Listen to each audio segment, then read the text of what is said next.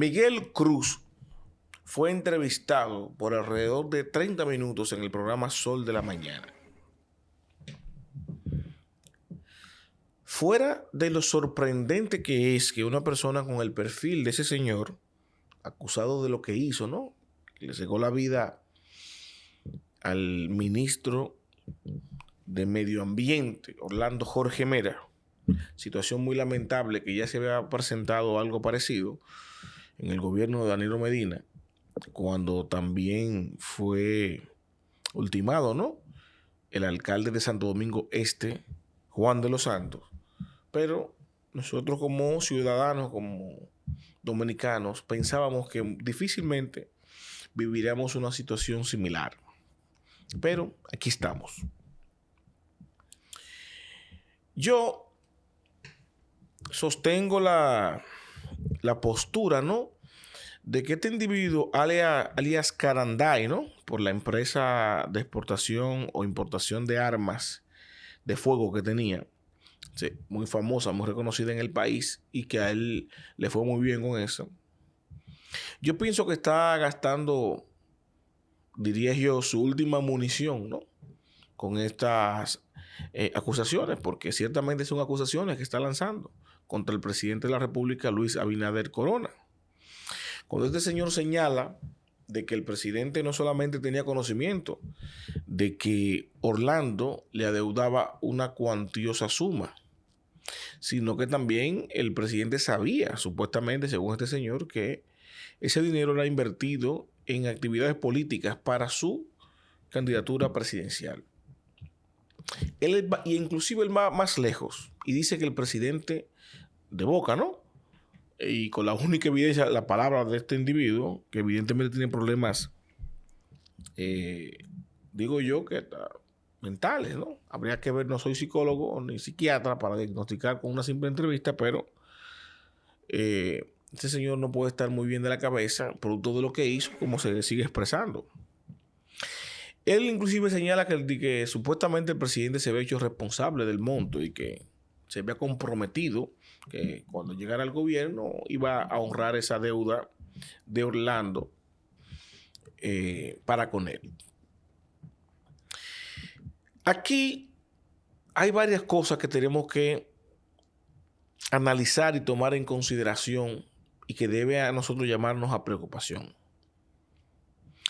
No es un secreto para nadie el hecho de que los presos tengan acceso a teléfonos. Ustedes saben que inclusive ellos a estas alturas de juego, para estas fechas navideñas, se convierten en un call center masivo para estafar personas, para buscar su pesito ya en las cárceles. Y que el hecho de que estos presos tengan acceso a teléfonos es producto de la corrupción que hay dentro de las cárceles. Cárceles que son administradas por el Ministerio Público, por la Procuraduría General de la República. Este señor habló como por 30 minutos con este programa de radio, en una entrevista, y nadie se dio cuenta. O sea, nadie, cuando hablo de nadie de la cárcel donde está recluido. Una persona con este perfil. Imagínense otros individuos, otros convictos criminales que son mucho más peligrosos que este, pero que por la diferencia de exposición, ¿no?, del crimen, tienen mucho menos rigurosidad a la hora de supervisarlo, ¿no? Hablando que cualquier capo que esté ahí preso, cualquier sicario que esté ahí detenido, tiene acceso a comunicarse con el exterior para planificar o despachar cualquier fechoría. Desde la cárcel, que supuestamente está recluido, para ser castigado y sacado de la sociedad civil que sí cumple con los parámetros, ¿no?, de convivencia. Y por eso los derechos civiles de esos individuos son supuestamente coartados, limitados. Ahora bien, yo no quiero centrar mi análisis en la veracidad o no de lo que este señor está diciendo. Y pongo aquí un paréntesis, de que estemos claros de que a nadie le interesa ni le importa lo más mínimo, ni remotamente, lo que le paga a este señor, delincuente confeso, criminal. Sin embargo, tenemos que entender que en la República Dominicana, que se supone es un estado de derecho, si usted quita la personalidad que este señor agredió y pone dos individuos cualquiera, el tratamiento fuera distinto, pero no es así. Estamos hablando, y repito, que fue una persona altamente conocida, muy querida, a un funcionario público en funciones de alto perfil, no de los ministros de verdad. Lo que nos lleva a entender, supuestamente, ¿no?, que la tratativa para este caso debe ser distinta. Y cuando digo distinta, quiero enfocarme específicamente a los procesos derivados del caso, no al seguimiento del caso per se, de lo que él hizo en la oficina con Orlando, no. Hago a lo que viene detrás, el por qué. ¿Por qué esa situación llegó hasta ahí? Y cuando usted investiga y se entera de los porqués, hay una estela detrás que en algún momento tendrá que ser abordada de manera responsable por las autoridades. Yo sé que esto puede lastimar muchas sensibilidades por el hecho de la persona que se trata, pero lo cierto es que esta situación tiene detrás una estela oscura que no ha sido debidamente investigada. El Ministerio Público tiene las informaciones y hay personas que le sobreviven a Orlando. Y si este señor estaba involucrado con Orlando en situaciones que lo llevaron a la situación que pasó, ¿qué tipo de relaciones o de negociaciones había de por medio? ¿Cuál era el compromiso? ¿De dónde se iba a sacar ese dinero para saldarlo?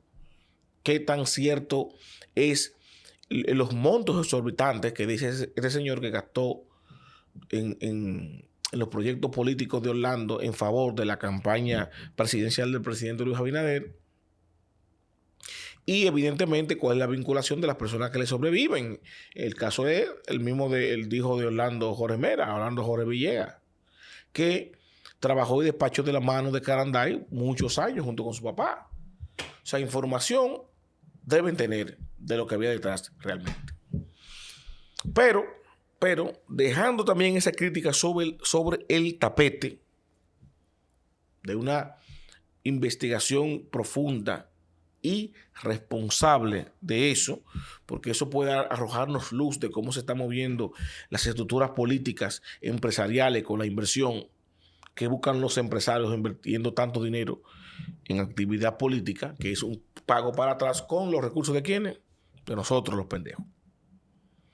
Pero dejando eso también un poquito al lado sobre la mesa, como dije ahorita, pero un poquito al lado,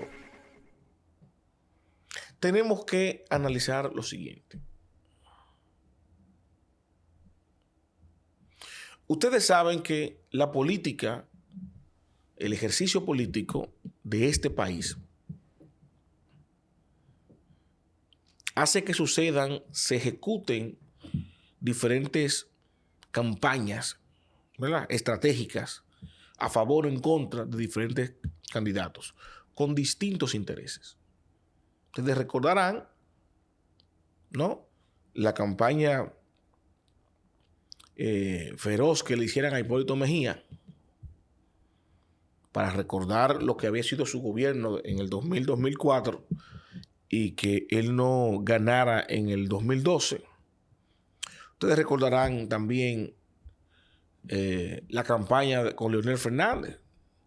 Ustedes dirán, bueno, ¿por qué Mario trae eso a colación? Bueno, ustedes deben entender que para, por ejemplo, traerle un narcotraficante a un expresidente para atacarlo, encerrarle hermanos familiares a otro presidente para neutralizarlo,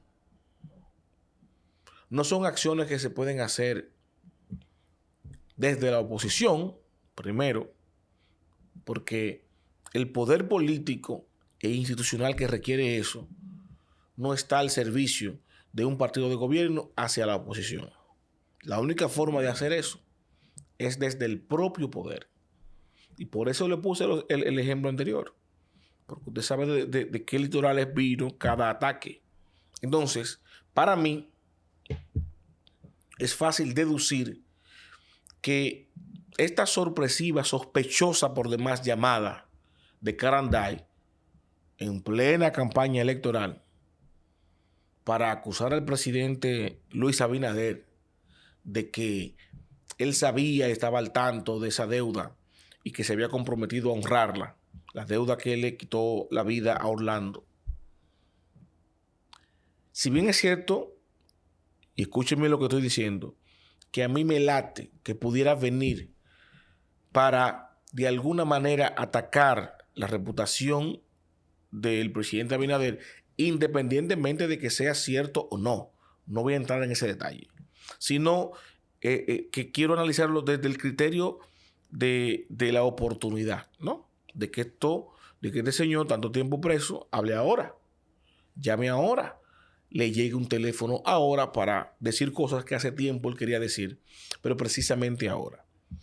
Y dejar establecido y aclarado que ese tipo de acciones, repito, no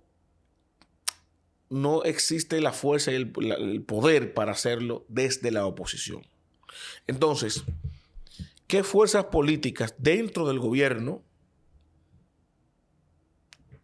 qué corriente política dentro del partido de gobierno está interesado en atacar políticamente, estratégicamente la figura de Luis Abinader? Ya aparentemente empezaron a movilizarse los hilos y ustedes tienen que entender que el poder político llama a ejecutar estrategias, ¿no?, con adversarios para neutralizarlos, independientemente del pacto protocolar interno de los partidos. Si hay una marcada diferencia entre dos líderes dentro de un partido, esos líderes se enfrentan como los más feroces enemigos de partidos opuestos. Eso se ha demostrado y se ha visto aquí en este país. Entonces, el hecho de que se ponga en marcha esa movida en contra de Luis Abinader, que a mí me late, que viene, todo lo me indica que viene desde el seno de su partido y peor aún, desde el seno de su gobierno, razón por la cual el presidente Luis Abinader le pidió a Chu Vázquez que investigara a fondo y amenazó que iban a haber sanciones, porque pienso que el propio presidente se huele de dónde viene y que se huele que le viene de cerca, una forma quizá de presionarlo a que ceda en algunas cosas que el presidente quizá no haya cedido con sectores poderosos e importantes del PRM. Quería dejar esto sobre la mesa e invitarlos a ustedes que saquen sus propias conclusiones, porque soy de las personas que reniego de ese tipo de políticas o de estrategias, ¿no? Porque al final, quien sale perjudicado es el país. A ningún país del mundo le conviene una inestabilidad gubernamental. No lo conviene a ninguno de los dominicanos. La oposición, cuando le quiere ganar y sacar del poder a un partido de gobierno, se supone que le interesa recibir un gobierno estable para poder ejecutar un plan de gobierno. Por eso usted ve que hay candidatos sensatos que en su momento, cuando tuvieron la oportunidad, decían: yo no puedo poncharle las gomas al carro en el que me quiero montar. Si yo quiero ese carro, que haciendo una analogía, ¿no?, con un partido para una candidatura y eventualmente con un gobierno, un estado, diciéndole a los seguidores: no podemos minar a un gobierno, tenemos que dejar al presidente que gobierne y no podemos ponérselo todo difícil, porque si lo hacemos saltar así de ahí, vamos a recibir un carro con las 4 gomas ponchadas. Y así como no le permitimos a él guiar ese carro, nosotros no vamos a poder tampoco guiarlo porque tiene las gomas pinchadas. Eso es algo muy, muy sensato.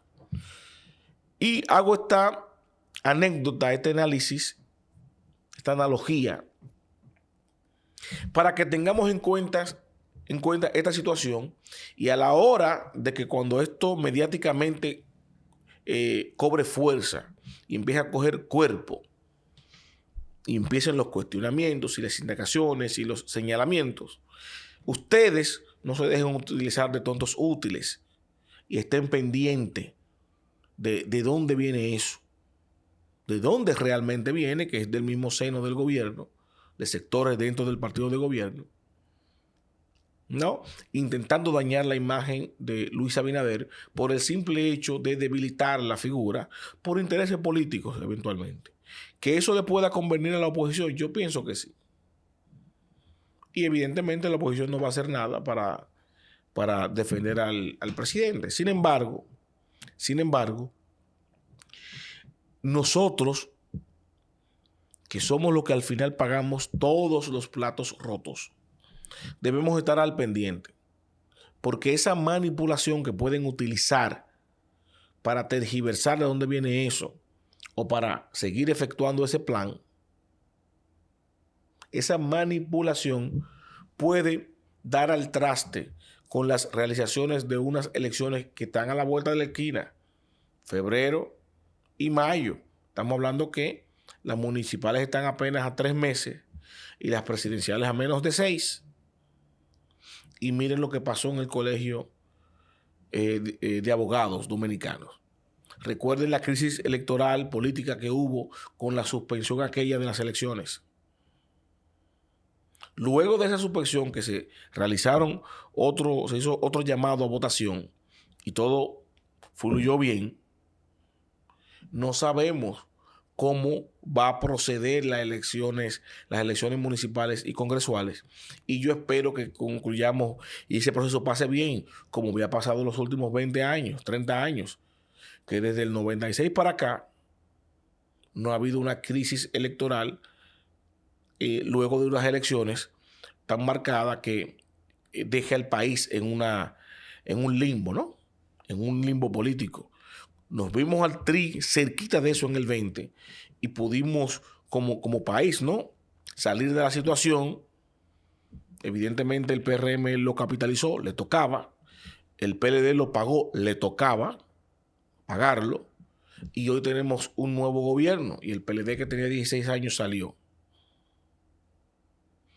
Les dejo con esa reflexión para que estemos atentos, vigilantes y no nos dejemos coger de tontos útiles de estas estratagemas políticas que no buscan otra cosa que intereses particulares.